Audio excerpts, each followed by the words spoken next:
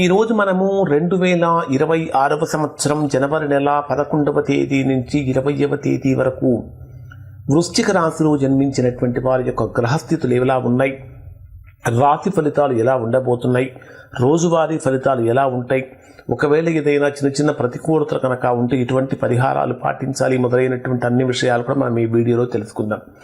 అయితే ఇప్పుడు మనము చెప్పుకుంటున్నటువంటి రాశి ఫలితాలు జనవరి 11వ తేదీ నుంచి 20వ తేదీ వరకు. చాలామంది ప్రేక్షక మహాశయులకు ఒక చిన్న సంశయం, ఒక మీమాంస ఏమిటంటే సంక్రాంతి ఎప్పుడు జరుపుకోవాలి, ఏ రోజున జరుపుకోవాలనే ఒక మీమాంస ఏర్పడింది చాలామంది ఫోన్లు చేసి అడుగుతూ కూడా ఉన్నారు. ఇక్కడ సంక్రాంతి అనేది రవి మకర సంక్రమణం, రవి మకర రాశిలో ప్రవేశించినప్పుడు సంక్రాంతి జరుపుకుంటాం.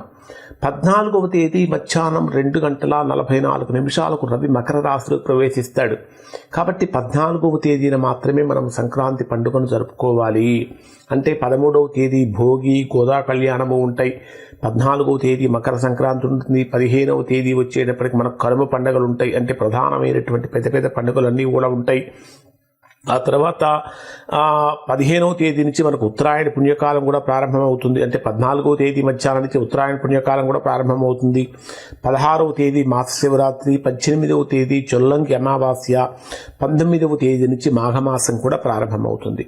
మరి ఇప్పుడున్న గ్రహస్థితులు కనుక పరిశీలించినట్లయితే వృశ్చిక రాశి వారికి ప్రధానంగా రాశ్యాధిపతి అయినటువంటి కుజుడు రాశికి 2, 3 స్థానాలలో సంచరిస్తున్నాడు. అంటే కుజుడు యొక్క సంచారాన్ని కనుక పరిశీలించినట్లయితే ప్రధానంగా కుజుడు మనకు 16వ తేదీన మీ జన్మరాశికి ద్వితీయ స్థానాన్ని వదిలిపెట్టి తృతీయ స్థానంలోకి వెళ్తాడు. అంటే 16వ తేదీ వరకు బ్రహ్మాండమైనటువంటి అపురూపమైన ఆనందాన్ని పొందేటటువంటి విధంగా వృశ్చిక రాశి వారు ఉండబోతున్నారు. ఆర్థికంగా బ్రహ్మాండమైనటువంటి బెనిఫిట్స్ అనేటటువంటివి పొందబోతున్నారు.